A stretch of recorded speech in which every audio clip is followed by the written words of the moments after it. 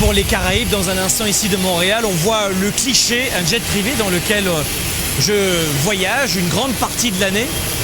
Évidemment, c'est financé par mes entreprises et je loue à l'heure ce type de jet privé pour voyager. Mais on voit ce cliché, on peut voir la même chose aussi avec une voiture de bonne qualité, une voiture exotique, une Ferrari, une Lamborghini. On peut voir la même chose avec une très belle maison, de l'argent, des très beaux vêtements. Mais ce que je veux vous dire, c'est que tout cela n'arrive pas par hasard. Vous devez comprendre que les gens qui sont des enfants de millionnaires, les gens qui sont des enfants de milliardaires sont peu nombreux sur la planète. Comment vous dire? Être un fils d'eux, c'est une anecdote. La plupart d'entre vous, la plupart d'entre nous, comme moi, nous sommes issus de la classe moyenne et de la classe populaire. Je suis personnellement issu de la classe populaire. On mangeait de la viande une fois par semaine, ça aussi c'est cliché mais c'est la vérité.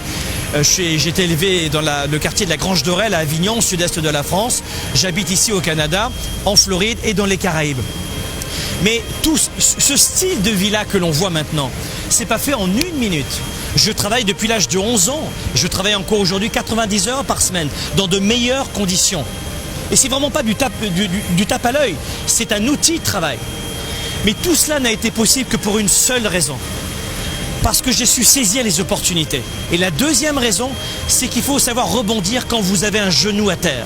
Vous avez un genou à terre. L'erreur, ce n'est pas de tomber, c'est de mettre du temps à se relever.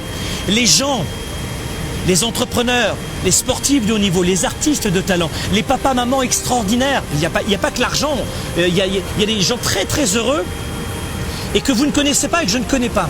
Mais tous ces gens très heureux savent se relever rapidement. L'erreur, ce n'est pas de chuter. Tout le monde chute, tout le monde a des difficultés, tout le monde a des problèmes, tout le monde a des frustrations, tout le monde vit plus ou moins le stress. Et moins on a d'argent, plus on stresse. Moins on est bien entouré de bons amis, plus on stresse. Moins on fait le travail que l'on aime, plus on stresse. Mais on est tous passés par là. Je suis pas né avec une cuillère d'argent dans la bouche. Et peut-être que vous aviez plus d'argent que moi, ou moins, durant mon enfance. Mais c'est pas ça qui est important. C'est de vous rappeler qu'il faut saisir les opportunités quand elles passent. Il y a toujours, ça peut être une opportunité avec l'homme ou la femme de votre vie. Cette personne passe devant vous, vous la voyez pas. Et vous dites, je n'ai pas de chance parce que vous n'avez pas saisi cette opportunité. Et vous savez de quoi je parle dans vos relations privées. La même chose pour la santé.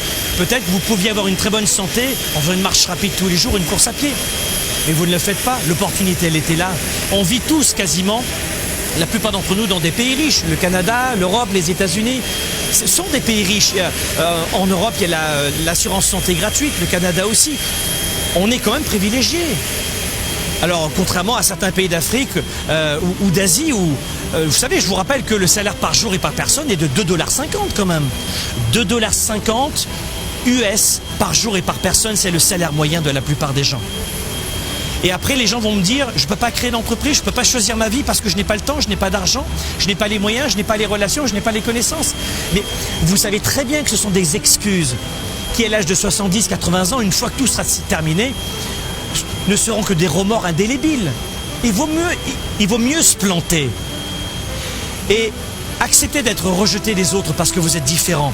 Accepter de réussir parce que finalement vous l'avez mérité, vous avez travaillé fort et vous serez rejeté. Mais si tu n'as pas d'argent, tu es rejeté. Si tu as de l'argent, tu es rejeté. Choisis la raison pour laquelle tu veux être rejeté. Mais quoi qu'il en soit, 1, il faut savoir saisir les opportunités et 2, il faut savoir se relever de ses échecs rapidement. L'erreur, ce n'est pas de chuter, c'est de savoir rapidement se relever et de rebondir après chaque coup dur. On a tous des difficultés, c'est la façon dont on voit la difficulté. C'est la façon dont on réagit à l'événement qui va faire toute la différence pour les prochaines années de votre vie.